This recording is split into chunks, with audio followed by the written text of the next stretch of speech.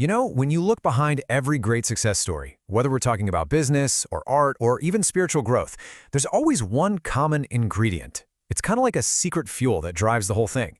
And today, we're going to figure out exactly what it is. So let's just start with this question. Think for a second about the most successful people you can imagine. Could be anyone. Artists, athletes, scientists, mystics. What's the one thing they all share? Is it just talent? Or luck? Maybe having the right resources? Nope. It's something way more fundamental. And that's exactly what we're going to unpack right now. We're going way past the obvious stuff like talent or luck to find the real secret of success, the absolute core principle that drives excellence. And here's the key distinction. We all see the hard work, right? The long hours, the endless practice. But that's just the effect, not the cause. The real engine, the thing that's hidden from view, is this relentless, insatiable desire that just keeps pushing them forward day after day, year after year. Now, the really good news is that this incredible force isn't some mystical gift that only a few chosen people get. You can actually break it down into a simple two-part formula. A formula that anyone, and I mean anyone, can apply to their own life. And here it is. It's this simple. First, you need that continuous desire. Think of that as the fuel. It's the high-octane energy for your goal. But you know, a full tank of gas doesn't do anything by itself. You need the second part, action. That daily action is the spark. It's the fire that ignites the fuel and gets you moving. And listen, this is not a new idea. This principle is woven into ancient wisdom from all over the world. This quote, it captures it perfectly. The seeking and the knocking, those are the active parts. That's the desire and the action. And they are what, inevitably, makes the door open. So this special kind of desire we've been talking about, this focused, continuous energy, it actually has a name.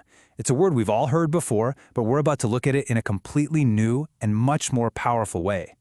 So what do you call it when you take all that energy and you focus it, like a magnifying glass, onto a single point? Whether you're trying to master an instrument or find some kind of enlightenment, you're cultivating a very specific and a very powerful state of being. And that name is devotion. Now, the most important part of this definition is that phrase, continuous flow. See, this isn't some passive feeling you just have. It's an active, ongoing process. It's the engine itself, not just a nice idea. And this is the critical shift we need to make in our thinking. On the one hand, you've got the common idea of devotion, right? Something kind of passive, maybe religious, something for monks on a mountain. But the way we're defining it here, it's an active, universal engine for greatness. It's the very same force that drives a scientist, an artist, or an athlete. But devotion isn't just the thing that gets you started. Once you turn it on, it creates this incredible self-reinforcing cycle. It becomes a true engine of growth. Here's how that upward spiral works. It's awesome.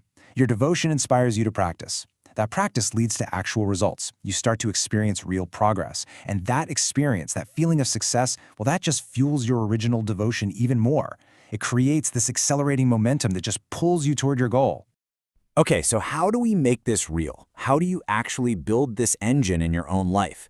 This next part is all about taking this big idea and making it your own personal path forward. Here's the game plan. First, you have to find and cultivate what truly inspires you. Then, you nurture that little spark until it grows into a focused devotion. After that, and this is maybe the most important part, you commit to daily practice, no excuses. And as you start to see results, you let that experience pour more fuel on the fire, turning the key on your own engine of growth. Of course, let's be honest. Maintaining that kind of intense focus is tough in our crazy, chaotic world. That's why another key piece of this is cultivating silence through practices like meditation. It's how you create the inner stability for your devotion to really take root and flourish. And we'll end on this final, really empowering idea.